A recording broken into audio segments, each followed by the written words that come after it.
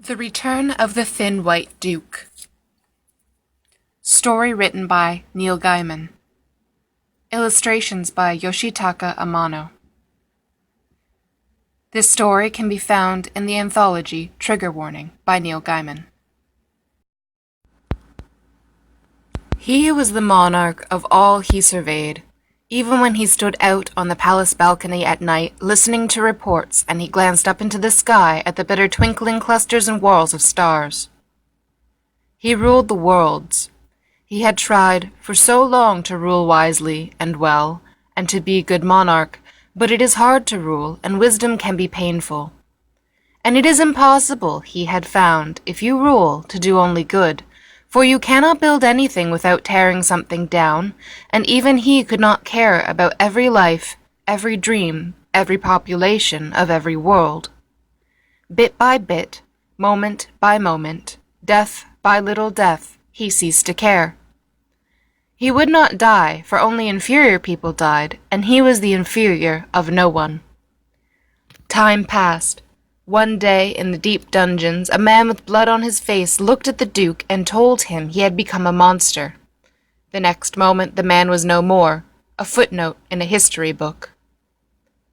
The Duke gave this conversation much thought over the next several days, and eventually he nodded his head. The traitor was right, he said. I have become a monster. Ah well, I wonder if any of us set out to be monsters.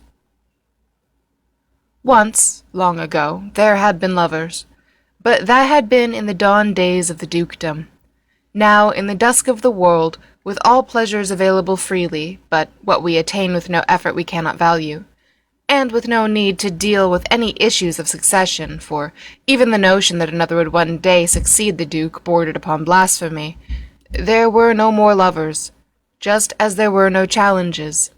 He felt as if he were asleep while his eyes were open and his lips spoke, but there was nothing to wake him.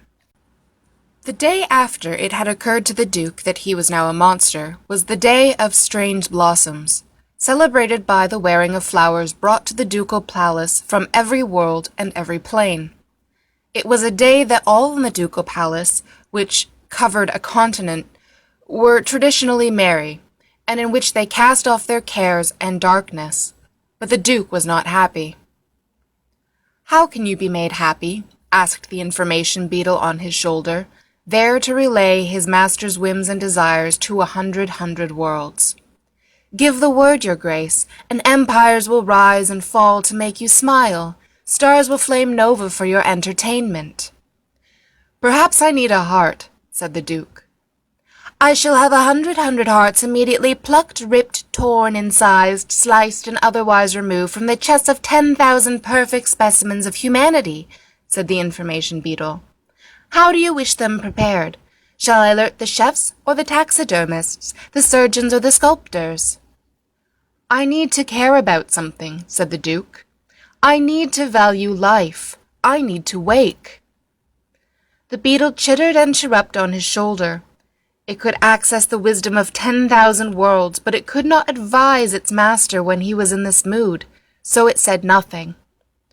It relayed its concern to its predecessors, the older information beetles and scarabs, now sleeping in ornate boxes on 100 worlds, and the scarabs consulted among themselves with regret, because in the vastness of time, even this had happened before, and they prepared to deal with it. A long-forgotten subroutine from the morning of the worlds was set into motion.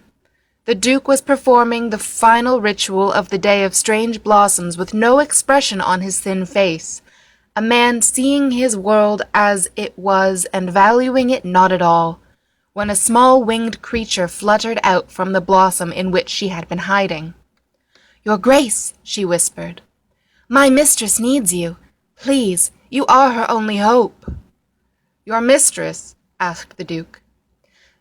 "This creature comes from beyond," clicked the beetle on his shoulder, "from one of the places that does not acknowledge the ducal overlordship, from the lands beyond life and death, between being and unbeing. It must have hidden itself inside an imported off-world orchid blossom. Its words are a trap or a snare. I shall have it destroyed." "No," said the Duke. Let it be." He did something he had not done for many years, and stroked the beetle with a thin white finger. Its green eyes turned black, and it chittered into perfect silence. He kept the tiny thing in his hands and walked back to his quarters, while she told him of her wise and noble queen, and of the giants, each more beautiful than the last, and each more huge, and dangerous, and more monstrous, who kept her queen captive. And as she spoke, the Duke remembered the days when a lad from the stars had come to world to seek his fortune, for in those days there were fortunes everywhere, just waiting to be found. And in remembering, he discovered that his youth was less distant than he had thought. His information beetle lay quiescent upon his shoulder. "Why did she send you to me?" he asked the little creature. But her task accomplished, she would speak no more, and in moments she vanished as instantly and as permanently as a star that had been extinguished upon ducal order. He entered his private quarters, and placed the deactivated information beetle in its case beside his bed. In his study, he had his servants bring him a long black case. He opened it himself, and with a touch, he activated his master advisor. It shook itself, then wriggled up and about his shoulders in viper form, its serpent tail forking into the neural plug at the base of his neck. The Duke told the serpent what he intended to do. "This is not wise," said the master advisor, the intelligence and advice of every ducal advisor in memory available to it, after a moment's examination of precedent. "I seek adventure, not wisdom," said the Duke. A ghost of a smile began to play at the edges of his lips, the first smile that his servants had seen in longer than they could remember. "Then if you will not be dissuaded, take a battle steed," said the advisor. It was good advice. The Duke deactivated his master advisor and sent for the key to the battle steed's stable. The key had not been played in 1,000 years. Its strings were dusty. There had once been 6 battle steeds, one for each of the lords and ladies of the evening.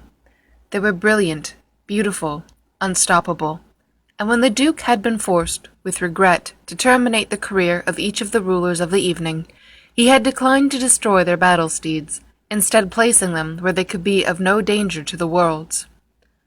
The Duke took the key and played an opening arpeggio. The gate opened, and an ink-black, jet-black, coal-black battle steed strutted out with feline grace.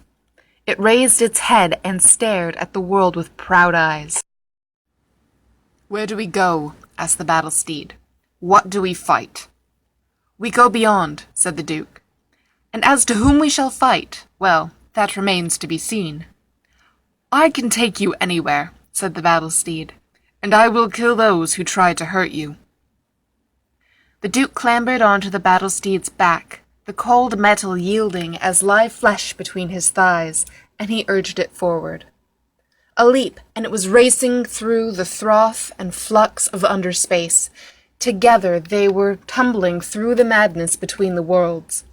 The Duke laughed then, where no man could hear him, as they traveled together through underspace, traveling forever in the undertime that is not reckoned against the seconds of a person's life. "This feels like a trap of some kind," said the battle steed, as the space beneath galaxies evaporated about them. "Yes," said the Duke, "I am sure that it is." "I have heard of this queen," said the battle steed, "or of something like her. She travels between life and death, and calls warriors and heroes and poets and dreamers to their doom." "That sounds right," said the Duke. "And when we return to real space, I would expect an ambush," said the battle steed. "That sounds more than probable," said the Duke, as they reached their destination and erupted out of underspace back into existence. The guardians of the palace were as beautiful as the messenger had warned him, and as ferocious, and they were waiting. "What are you doing?" they called, as they came in for the assault. "Do you know the strangers are forbidden here? Stay with us. Let us love you. We will devour you with our love." "I have come to rescue the queen," he told them. "Rescue the queen?" they laughed. "She will have your head on a plate before she looks at you. Many people have come to save her over the years. Their heads sit on golden plates in her palace. Yours will simply be the freshest. There were men who looked like fallen angels, and women who looked like demons risen. There were people so beautiful that they would have been all the Duke had ever desired, had they been human, and they pressed close to him, skin to carapace and flesh against armor, so they could feel the coldness of him, and he could feel the warmth of them. "Stay with us, let us love you," they whispered, and they reached out with sharp talons and teeth. "I do not believe your love will prove to be good for me," said the Duke. One of the women, fair of hair, with eyes of peculiar translucent blue, reminded him of someone long forgotten, of a lover who had passed out of his life a long time before. He found her name in his mind, and would have called it aloud to see if she turned, to see if she knew him, but the battle steed lashed out with sharp claws, and the pale blue eyes were closed forever. The battle steed moved fast, like a panther, and each of the guardians fell to the ground and writhed and was still. The Duke stood before the Queen's palace. He slipped from his battle steed to the fresh earth. "Here I go alone," he said. "Wait, and one day I shall return." "I do not believe you will ever return," said the battle steed. "I shall wait until time itself is done, if need be. But still, I fear for you." The Duke touched his lips to the black steel of the steed's head and bade it farewell. He walked on to rescue the Queen. He remembered a monster who had ruled the worlds and who would never die, and he smiled because he was no longer that man. For the first time since his first youth, he had something to lose, and the discovery of that had made him young again. His heart began to pound in his chest as he walked through the empty palace, and he laughed out loud. She was waiting for him in the place where flowers die. She was everything he had imagined that she would be. Her skirt was simple and white, her cheekbones were high and very dark, her hair was long and the infinitely dark color of a crow's wings. "I am here to rescue you," he told her. "You are here to rescue yourself," she corrected him. Her voice was almost a whisper, like the breeze that shook the dead blossoms. He bowed his head, although she was as tall as he was. "3 questions," she whispered. "Answer them correctly, and all you desire shall be yours. Fail, and your head will rest forever on a golden dish." Her skin was the brown of the dead rose petals. Her eyes were the dark gold of amber. "Ask your 3 questions," he said, with a confidence he did not feel. The Queen reached out a finger, and she ran the tip of it gently along his cheek.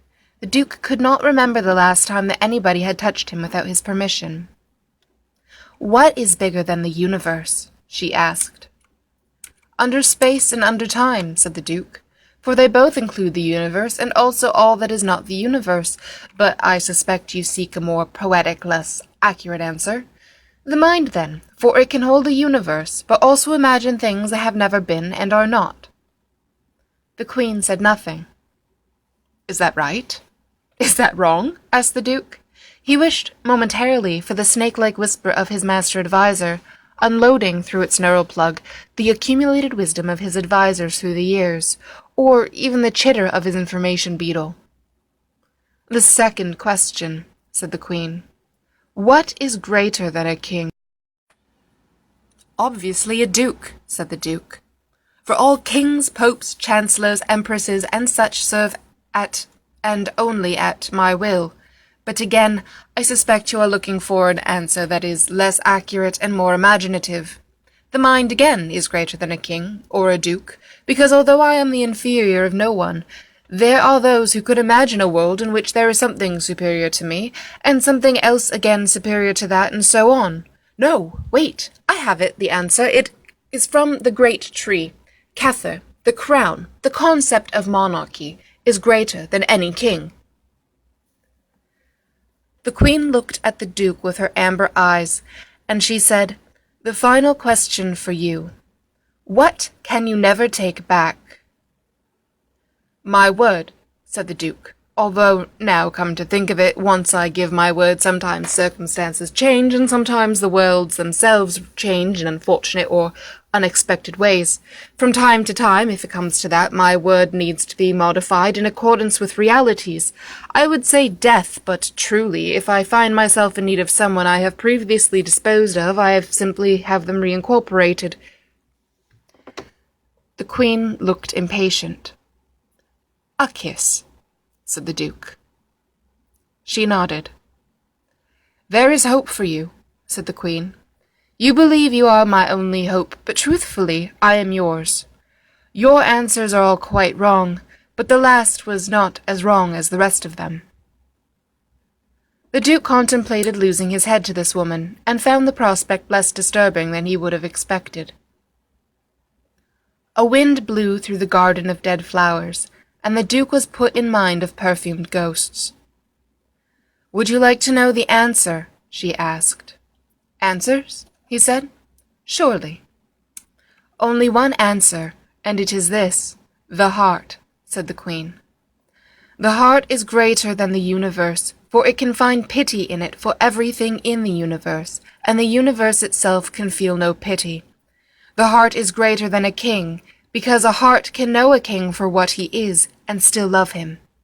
And once you give your heart, you cannot take it back." "I said a kiss," said the Duke. "It was not as wrong as the other answers," she told him. The wind gusted higher and wilder, and for a heartbeat the air was filled with dead petals. Then the wind was gone as suddenly as it appeared, and the broken petals fell to the floor. "So, I have failed in the first task you sent me. Yet I do not believe my head would look good upon a golden dish," said the Duke. "Or upon any kind of a dish. Give me a task, then, a quest, something I can achieve to show that I am worthy. Let me rescue you from this place." "I am never the one who needs rescuing," said the Queen. "Your advisors and scarabs and programs are done with you. They sent you here, as they sent those who came before you long ago, because it is better for you to vanish of your own volition than for them to kill you in your sleep, and less dangerous." She took his hand in hers. "Come," she said. They walked away from the garden of dead flowers, past the fountains of light, spraying their lights into the void and into the citadel of song, where perfect voices waited at each turn, sighing and chanting and humming and echoing, although nobody was there to sing. Beyond the citadel was only mist. "There," she told him. "We are at the end of everything, where nothing exists but what we create by act of will or by desperation. Here, in this place, I can speak freely. It is only us now." She looked into his eyes. "You do not have to die. You can stay with me. You will be happy to have finally found happiness, a heart, and the value of existence. And I will love you." The Duke looked at her with a flash of puzzled anger. "I asked to care.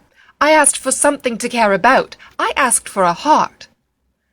And they have given you all you asked for, but you cannot be their monarch and have those things, so you cannot return. I asked them to make this happen," said the Duke. He no longer seemed angry. The mists at the edge of the place were pale, and they hurt the Duke's eyes when he stared at them too deeply or too long. The ground began to shake, as if beneath the footsteps of a giant. "Is anything here true?" asked the Duke. "Is anything permanent?" "Everything is true," said the Queen. "The giant comes, and it will kill you unless you defeat it." "How many times have you been through this?" asked the Duke. "How many heads have wound up on golden dishes?" "Nobody's head ever wound up upon a golden plate," she said. "I am not programmed to kill them. They battle for me, and they win me, and they stay with me until they close their eyes for the last time. They are content to stay, or I make them content. But you need your discontent, don't you?" He hesitated. Then he nodded. She put her arms around him and kissed him slowly and gently. The kiss, once given, could not be taken back. "So now, I will fight the giant and save you. It is what happens." He looked at her. He looked down at himself, at his engraved armor, at his weapons. "I am no coward. I have never walked away from a fight. I cannot return, but I will not be content to stay here with you. So I will wait here, and I will let the giant kill me." She looked alarmed. "Stay with me. Stay." The Duke looked behind him into the blank whiteness. "What lies out there?" he asked. "What is beyond the mist?" "You would run," she asked. "You would leave me." "I will walk," he said. "And I will not walk away, but I will walk towards. I wanted a heart. What is on the other side of that mist?" She shook her head. "Beyond the mist is Melkuth, the kingdom. But it does not exist unless you make it so. It becomes as you create it. If you dare to walk into the mist, then you will build a world or you will cease to exist entirely. And you can do this thing. I do not know what will happen, except for this. If you walk away from me, you can never return." He heard a pounding still, but it was no longer certain that it was the feet of a giant. It felt more like the beat, beat, beat of his own heart. He turned towards the mist before he could change his mind, and he walked into the nothingness, cold and clammy against his skin. With each step, he felt himself becoming less. His neural plugs died and gave him no new information until even his name and his status were lost to him. He was not certain if he was seeking a place or making one, but he remembered dark skin and her amber eyes. He remembered the stars. There would be stars where he was going, he decided. There must be stars. He pressed on. He suspected he had once been wearing armor, but he felt the damp mist on his face and on his neck, and he shivered in his thin coat against the cold night air. He stumbled, his foot glancing against the curb. Then he pulled himself upright and peered at the blurred streetlights through the fog. A car drove close, too close, and vanished past him, the red rear light staining the mist crimson.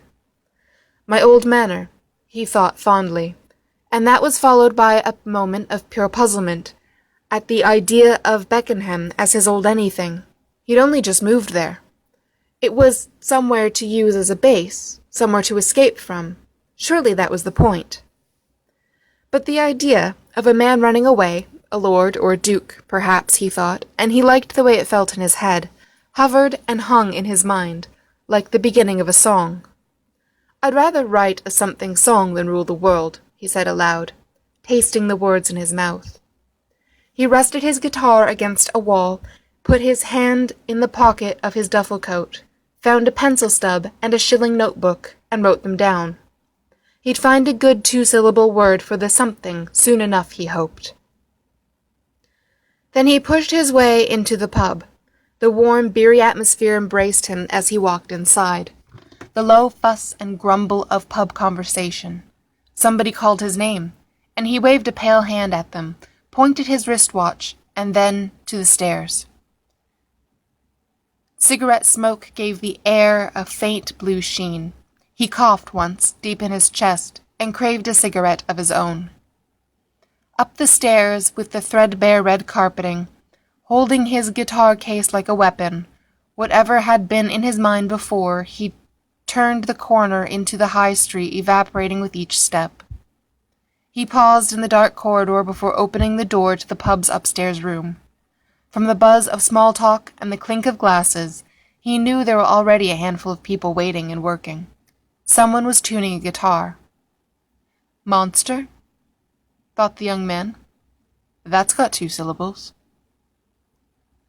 He turned the word around in his mind several times, before he decided that he could find something better, something bigger, something more fitting for the world he intended to conquer, and with only a momentary regret, he let it go forever and walked inside.